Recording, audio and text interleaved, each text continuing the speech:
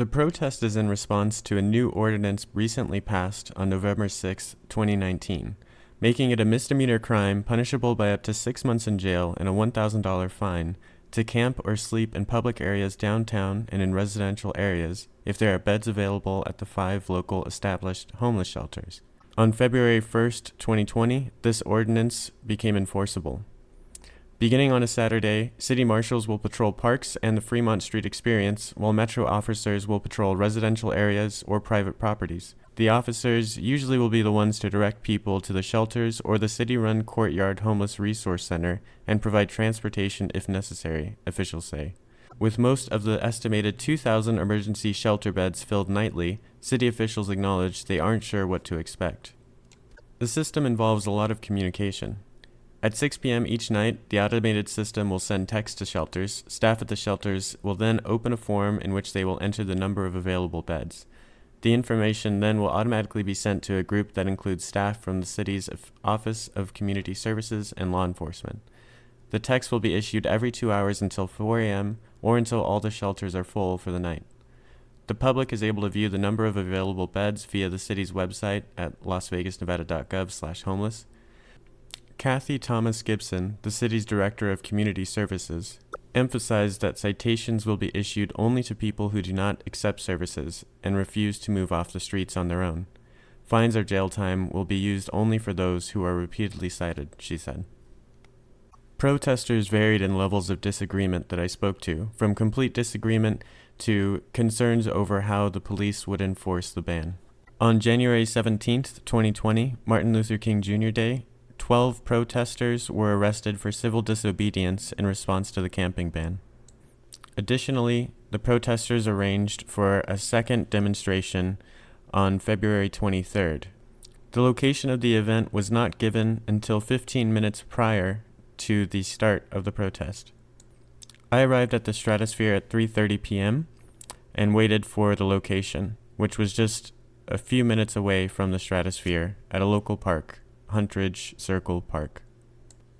Police and local media stations arrived almost immediately to observe the protest. But an officer just came and said that the park is closed. He said that there's that orange stuff behind you. We just thought it was under construction. We thought it was open. So we came over here. There's actually a sign over there that said open. Welcome to the grand reopening of Circle Park. So we thought it was open. We came over here. Thank you all for being here. Everybody knows why we're here, right? Yeah. Everybody knows why we're here, right? Yeah. Because it's some bullshit. Shame on Mayor Goodman. Shame on Mayor Goodman. These immoral ordinances that she's passed that has so many people suffering. We have talked to people personally that have been cited $1,000, up to 6 months in jail, simply for trying to exist. Because they don't have a house over their head. Just the other day they did a grand opening of a taco shop. And they gave away free food. But it's cool if you give away free food to people who have a house. Yeah. See, Food Not Bombs have been serving food here at this park for years. Yeah. For years feeding the people.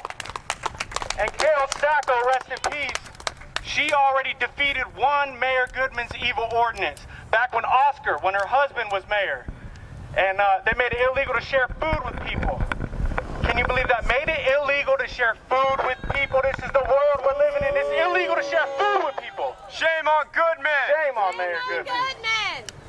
So Gail got arrested. She defied it in a beautiful act of civil disobedience, defied the law, fought it all the way with the ACLU's help to the Nevada Supreme Court and got it deemed unconstitutional and got it overturned. That's why we're here, because it's been done before and we can do it again. So we need to see these immoral laws by another evil Mayor Goodman overturned, right? Yeah. That's why we're here.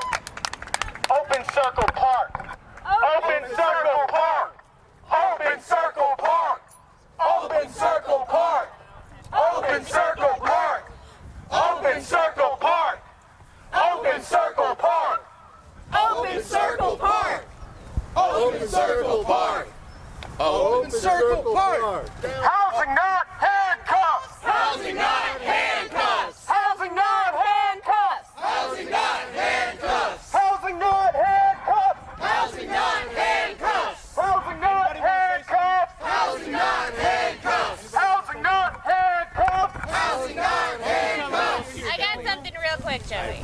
my bubble.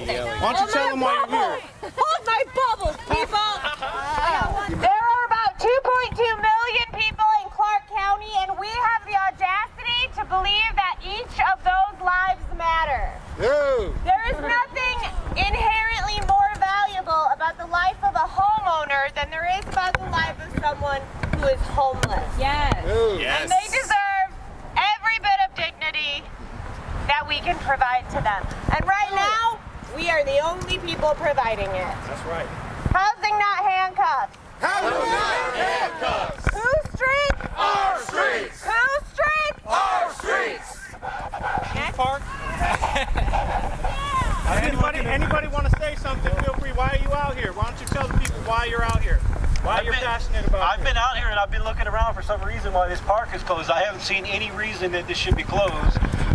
And you're depriving not just homeless people, your spite against homeless people, depriving everybody in this neighborhood and everybody in this community who owns the park of the use of that park. So you ought to just go ahead and let people use it. Right on. Closing it down and using money to make sure that people aren't here when people could actually be using it as a functional park like it was intended when the original owners donated it to the city. The restroom. And contrary to popular opinion at the City of Las Vegas government, people don't stop going to the bathroom when you close the bathrooms. The people that are complaining about homeless people going in public, the reason they're doing that is because you're eliminating the options that they have to use to go to the bathroom. Open the bathroom. People don't just stop going to the bathroom all of a sudden because there's no bathrooms available. Open the bathroom. Open the bathroom. That's right. And within a year when he moved to Arizona, he ended up homeless. And when he came back, he told me all about his experience like being houseless. He was constantly harassed by the police. They were kicking him while he was sleeping, telling him he had to move. And there were many people also trying to get him into a halfway house, to broker him as a patient for corrupt hospitals and halfway houses and rehabilitation clinics, to make money off of him, to exploit him because he was homeless. I'm glad he's back and in our arms. And I'm seeing the making of that exact treatment here in Las Vegas with these immoral ordinances. And I've been hearing also rumors that a lot of these designated areas and shelters for the houseless, they have been abused there. Yes. Like sexual abuse, theft, drugs. It's terrible.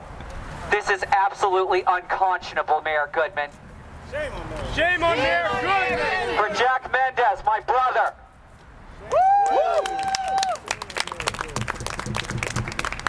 Alliance.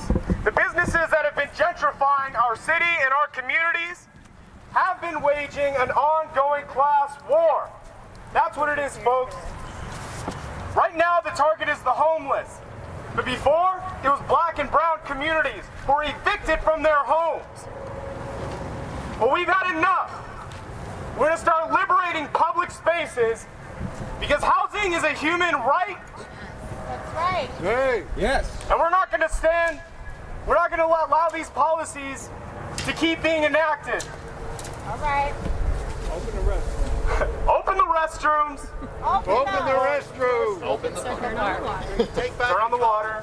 Take back the comments. All right, I want to hear everybody now. I want everybody in this area to hear us. Let's go. Housing, not handcuffs. Housing, not handcuffs. Housing, not handcuffs. Housing, not handcuffs. Housing, not handcuffs. Housing, not handcuffs. Housing, not handcuffs. Housing, not handcuffs. All right, everybody, this is our park. Let's make sure we have fun here. All right. And we're going to keep this war up. Let's go. Woo!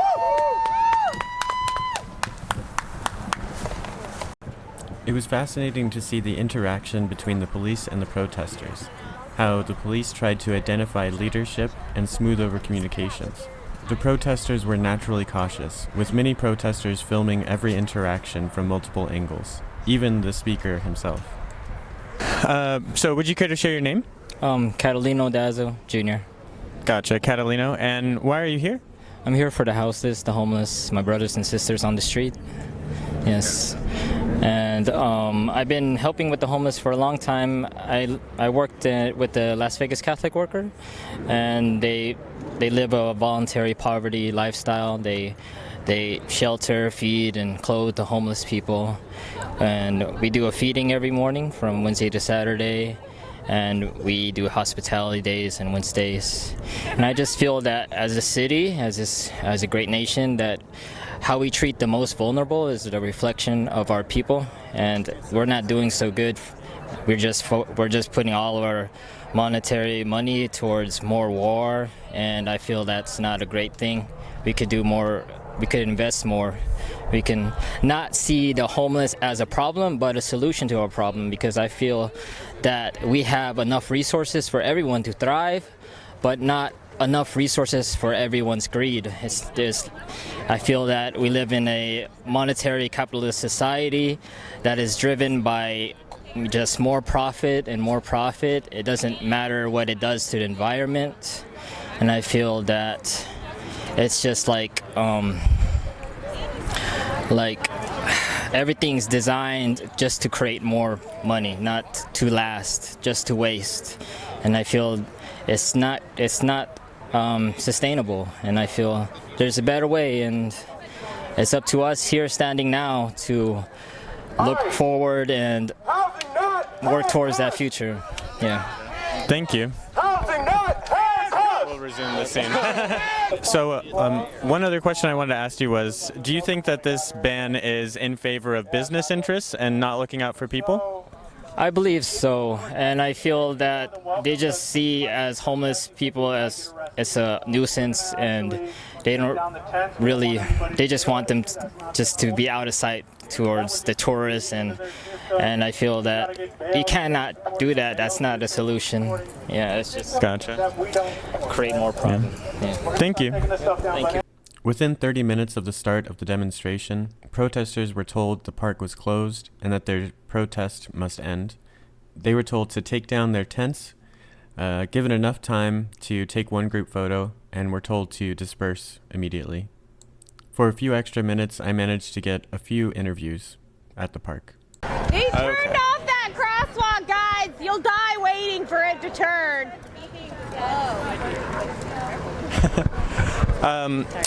So can I ask you, do you think that the camping ban that they have right now is helping the homeless people, is helping businesses, or something else? I don't think it's actually helping anyone at the moment. As citizens, we made every effort to speak to the mayor, to the city council. We spoke out at meetings, we emailed, we called, we wrote letters. We did everything that we could, as well as all the shelters that also didn't support this ban, because it puts them in a place of danger where people are forced into shelters that don't want to be there, and that puts volunteers and employees and other people staying there in danger. I don't think it's helping them. I don't think it's helping us. I don't think it's helping any business owners, because they are mostly rounding people up from high density homeless population areas, so like under the bridges, places like that. It's intended to help the downtown businesses, but I don't think that it will. I see. What do you think is the likely outcome of this ban? I think that the homeless will move to neighborhoods where they're less likely to be chased away or fined or jailed. I think that those neighborhoods will complain. I think that the city will try to get the county to make this ban inclusive of the rest of the county, which I don't believe they will. But if they do, I think it will result in homeless people being sent to Jean, the prison that they're essentially hoping to turn into an internment camp for the poor and the homeless. Wow, okay. Anything else you'd like to add? Acts of civil disobedience like this are not our first reaction. I don't like confrontation. I did everything within my power to speak to the mayor, and I continue to get emails saying they'll let me know when there's a meeting available and all of these other things, and it doesn't happen. She doesn't want to face us. So we'll continue to be civilly disobedient until somebody hears us out. Gotcha. And may I ask, why is this special, or why is this an interest for you? I volunteered directly with the homeless for about 5 years on G Street. We do a weekly feeding every Monday night where we offer food and clothing and hygiene items, whatever we have available, directly to the homeless. They live in fear enough. We don't need to add more pressure to them that's kicking them while they're down. They're afraid. And honestly, I'm more afraid of the police than I am the homeless. So maybe we're looking at this the wrong way. I see. Thank you so much for your input. Thank you for answering these questions. No worries. Thanks. So you're a protester against this camping ban. I'm a lifelong Nevadan, worker in Las Vegas, Nevada. My name is Samuel Blasco. I work with a few different organizations, community-based organizations, Water and Solidarity being the main one. We feed our houseless neighbors in the care complex and do what we can as working people to help other disenfranchised people, economically disenfranchised people. A vast majority of Americans and working people are a couple paychecks away, myself included, from like a potential eviction, a potential homelessness situation. It's no coincidence that, when the housing market crashed and those things that fell from that, homelessness went up and never came back down. The housing market and the market and the economy has bounced back. But only for the ruling class and not for the working people, the people that create all the wealth that the ruling class seeps from our labor. The city of Las Vegas passed 2 bills criminalizing, in no uncertain terms, criminalizing homelessness existing in public spaces with the intent to sleep or camp, punishable up to $1,000 fine and 6 months in jail. And we're actively doing everything we can, and we will win in getting that overturned. It's just an exacerbation of the homelessness issue, attempting to erase the presence of houseless folks and our houseless neighbors who've been pushed out of their homes and into the streets by gentrification, specifically in the downtown Las Vegas area, but all of Las Vegas as a whole. And this is not unique to Las Vegas, but this is our fight because this is our community. And part of that is liberating public spaces that have been closed in the name of beautification and gentrification in its true form. And we won't stand for the recolonizing of our neighborhoods by, outer interests or, mafia interests like, Goodman and her city council. So that's why we're out here. Gotcha, I see. And who do you think that this ban or these laws benefit? Certainly, expressly, the only people that are... We have to go. Gotcha. Okay. In short, the Downtown Alliance is a group of, an organization between various different downtown businesses. And that's who put up the city council to push the ban. Thank you very much. Camping, absolutely. Yeah. While determining their next steps, the protesters moved across the street. So you're a protester for the camping ban. I am. And why is this an important issue for you? There's 14,000 empty houses in the greater Las Vegas area. There are people starving on the streets. Now they're being arrested and fined thousands of dollars by people working for the same moneyed interests that have driven up the prices of rent and housing in the first place and put them in this situation. Meanwhile, just a few blocks that way, the largest LED screen in the world was just installed. People can't have a fucking park or enjoy one of the public spaces that are the last spaces that these people are legally allowed to occupy. It's illegal to sleep on the streets. It's illegal to fucking exist in this city. Housing is a human right. Existing is not illegal. I see. Very well said. Who do you think this ban benefits? Only people trying to gentrify these neighborhoods. Landlords and landowners. People who want to make things look nicer, not have to see the people they're putting on the street so that they can raise prices further and make more money. I see. We're coming, baby! Anything else you'd like to add? Fuck the police. Thank you very much. And how did you feel about the protest? I honestly feel like it was kind of a dud, and I'm a bit disappointed in the activists that were here today. I'm sorry to say that, but I wish, that they wouldn't back down just because someone tells them to. If you fucking want to fight for something, you stand there and you fight for it.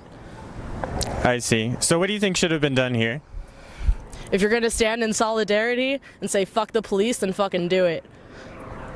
Anything else you'd like to add? We're not going to fucking give up, and we're going to keep fighting this fucking ban. Actually fucking fighting it, not fucking off when the cops tell you to fuck off. What the fuck is that going to accomplish? Gotcha. Thank you very much. Well, unfortunately, the protest ended almost as quickly as it began. Soon after the protest started, within, I would say, 15 to 20 minutes, the police issued a warning that the park is closed and not open. This could be seen, too, with how the parking lot to the park was closed. No cars could enter or park there. The police issued that all the tents should be taken down and that the protesters should vacate the park. So all the protesters agreed. No one stayed behind in civil disobedience. No one was arrested. And it seems that the protesters and police were able to amicably speak to each other. I talked to as many people as I could. There were also, importantly, counter-protesters to the camping ban protesters. There were about 3 to 4 counter-protesters who were locals from the neighborhood, and they've lived here, in their own words, over 30 years and own these houses. Some of the protesters said that they were gentrifiers and that they only cared about property values and their own gentrification. The local neighborhood paints a different picture of the issues that they faced with homeless people here locally. They argue that what was once a safer neighborhood has become unsafe. The greatest critique from the counter-protesters were that some of the organizations were providing food but not providing social services to those in need. Because they don't provide social services but simply food, they say that many people, which they described as crackheads, thieves, other violent people, came into the park and the neighborhood and made it unsafe for both men and especially women and children. They speak of catcalling, harassment, petty theft. They say that certain people, certain unsavory characters go to the park and steal from the neighborhood, aluminum, copper, steal things off of front lawns, and that they sell them to the other homeless people in the park. So they don't say that all of the homeless people here are an issue. They actually feel like prior to certain organizations giving food that they were able to coexist, but because of certain organizations giving food here, that it drew in a lot of unsavory characters from all over the local area. There are other issues like lowering property values. The locals in the neighborhood are not compassionless. The neighborhood association paid for a mural that faces the street, which has numbers available for those homeless people to connect with social services to help them along. They feel they've talked to local homeless people and that food is not their greatest issue, as they're able to get food from local churches nearby. However, there were far more protesters to the camping ban than there were counter-protesters. The issue is, of course, complex. While each neighborhood has its own concerns and its own individual issues, the camping ban affects the entire downtown Las Vegas area. All of the protesters I spoke to do want to help the homeless, but they differ in how that help should be carried out. Many of the protesters were members of nonprofits, religious organizations, and other volunteers who work directly with the homeless to provide them with much-needed services. But they felt that their criticisms of the camping ban went unheard by politicians. I would like to know your thoughts. Is the camping ban good or bad? Are you concerned about how the police will enforce the ban? What do you think? Please leave a comment below.